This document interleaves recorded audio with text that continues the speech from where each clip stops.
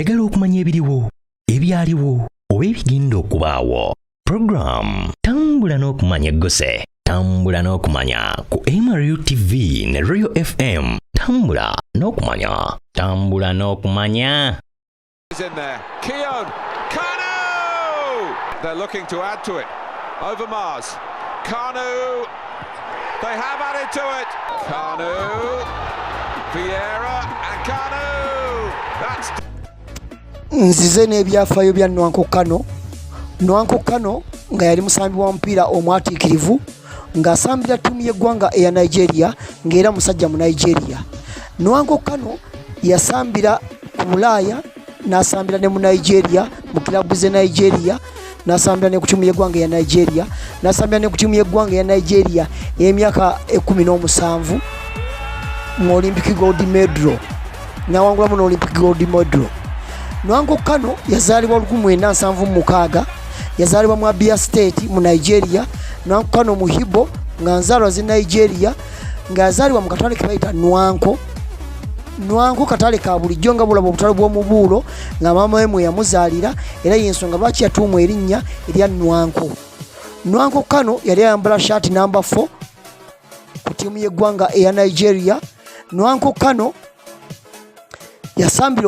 yatandika okusamba omupiira gwa professional mu club federation ya Nigeria n'asambira mu national Rwanda ya Nigeria yeyo gyava n'agenda ku Bulaaya n'asambira ku ttiimu ya Ajax ya Netherlands n'asambira ku ttiimu ya Arsenal eya Bungereza n'asambira ku ttiimu ya Portsmouth eya Bungereza n'asambira ku ttiimu ya West Bromwich eya Bungereza n'asambira ne ku ttiimu ya Inter Milan eya Italy. Nwanko Kano essaawa eno wetwogerera ambassador wa UNICEF ekitongole kya UN ekyensi yonna era nga investor mu bya health. Nwanko Kano yegwe mulaba.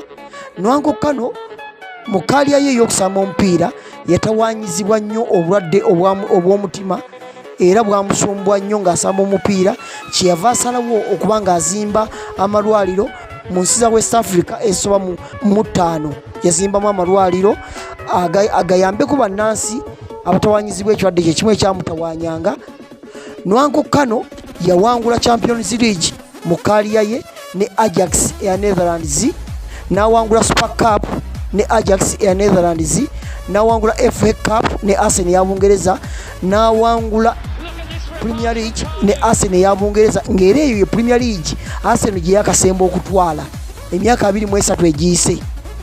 Nwanko Kano yawumula omupiira mu 2010.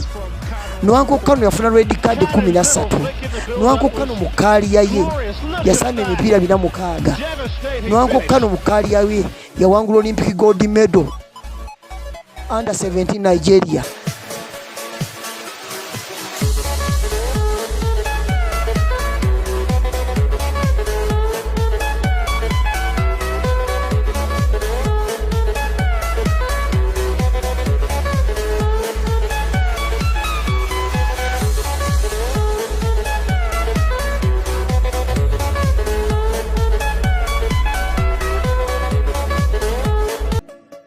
Nwanko Kano yawangula Africa Cup wa 2000 zennyini ne ttiimu y'eggwanga ya Nigeria era nga yali Africa Player of the Year 2009 yali Africa Cup Player of the Year.